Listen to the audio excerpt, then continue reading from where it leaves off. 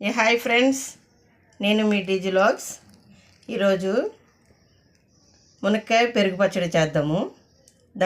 దానికి కావాల్సిన ఇంగ్రీడియంట్స్ ఇంకో ఒక్క ఉల్లిపాయ సన్నగా తరిగి పెట్టుకున్నాను, 2 పచ్చిమిరపకాయలు, పెరుగు ప్యాకెట్టు,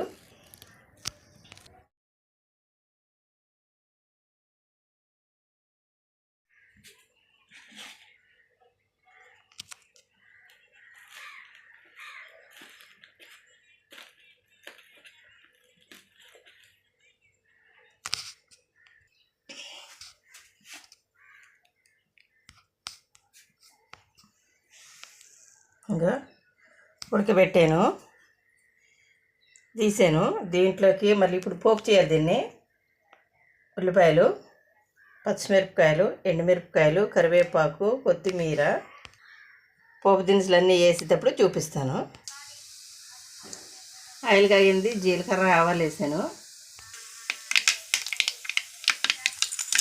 పచ్చెనపప్పు,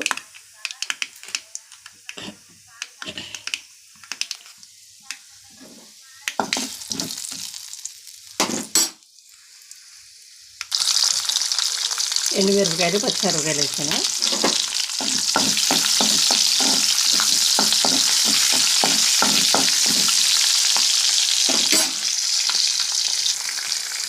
కరివేపాకు,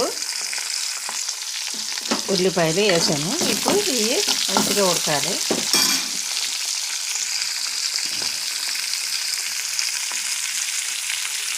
మంచిగా వేగాలి, వేగుతాయి.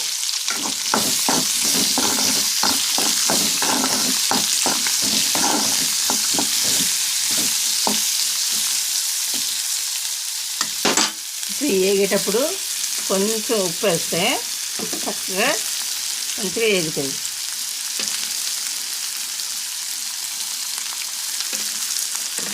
రుచికి సరిపడగానే వేయాలి, ఎక్కువ వేసినా బాగోదు.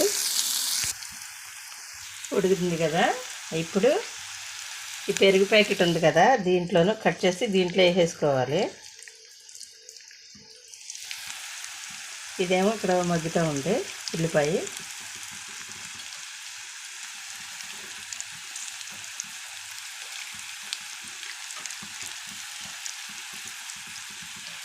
అంటే హైలో పెట్టలేదు, సిమ్లో పెట్టాను. ఎందుకంటే హైలో పెట్టామనుకో ఒక్కసారి మాడిపోతుంది, మాడిపోతే టేస్ట్ బాగోదు. అందుకని సిమ్లో పెట్టి చేసుకోవాలి ఏదైనా కానీ.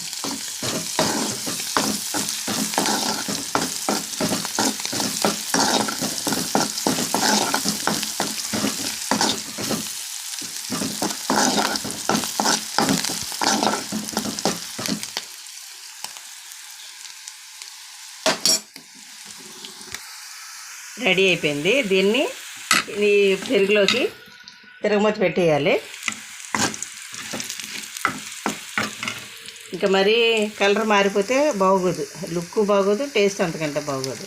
ఇప్పుడు దీంట్లోకి టర్న్ చేసుకుందాము. కొత్తిమీర గార్నిష్ చేసాను, అయిపోయింది. ఇంకా సర్వ్ చేసుకొని తింటమే. కనిపిస్తుంది కదా, కొత్తిమీర గార్నిష్ అయిపోయింది కదా, ఇంకా సర్వ్ చేసుకొని తినడమే. Super taste. ఒకసారి మీరు కూడా చేసుకుని చూడండి, తినండి. ఎట్లా ఉందో లైక్ చేయండి, షేర్ చేయండి, సబ్స్క్రైబ్ చేయండి, కామెంట్లు మర్చిపోకండి.